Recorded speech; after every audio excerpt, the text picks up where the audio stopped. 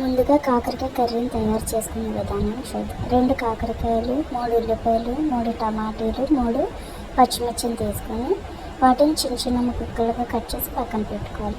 ముందుగా కళాయి పెట్టుకొని కళాయిలో ఆయిల్ వేసి పచ్చిమిర్చి, ఎండుమిరపకాయలు, ఎల్లుల్లిపాయలు వేసుకొని వాటిని ఒకసారి ఫ్రై చేసుకోవాలి. ఫ్రై అయిన తర్వాత మనం ముందుగా కట్ చేసి ఉంచుకున్న ఉల్లిపాయ ముక్కలు కూడా అందులో వేసుకొని వాటిని కూడా గోల్డెన్ కలర్లోకి వచ్చిందాక డీప్ ఫ్రై చేసుకోవాలి. ఇలా డీప్ ఫ్రై చేసుకొని వాటిని కలుపుకోవాలి. ఇలా ఫ్రై అయిన దాంట్లోకి చిటికెడంత పసుపు వేసుకోవాలి.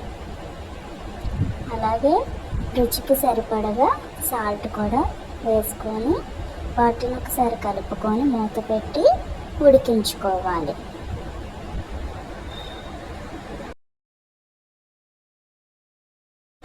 ఇలా మగ్గిన వాటిలోకి మనం కట్ చేసుకున్న టమాటా ముక్కలు కూడా వేసుకొని వాటిని కూడా మెత్తగా ఉడికించుకోవాలి. మూత పెట్టి ఉడికించుకోవాలి. ఇలా ఉడికిన దానికి మనం ముందుగా కట్ చేసుకున్న కాకరకాయ ముక్కలు కూడా వేసుకొని ఎంత చిన్నగా కట్ చేసుకుంటే అంత బాగుంటుంది కర్రీ. నేనైతే ఇలా కట్ చేశాను. ఇలా కట్ చేసుకొని అందులో వేసుకొని వాటిని కూడా దగ్గరికి మగ్గిన దాకా ఉంచుకోవాలి.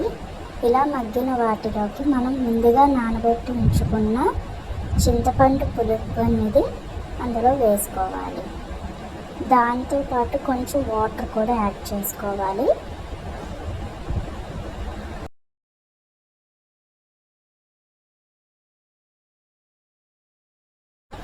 ఇలా వాటర్ చింతపండు పులుసు వేసుకొని వాటిని ఒకసారి కలుపుకొని రుచికి సరిపడా కారం వేసుకోవాలి. దాన్ని కూడా ఒకసారి కలిపి ఉంచుకోవాలి. ఇలా దగ్గరికి అవుతున్నప్పుడు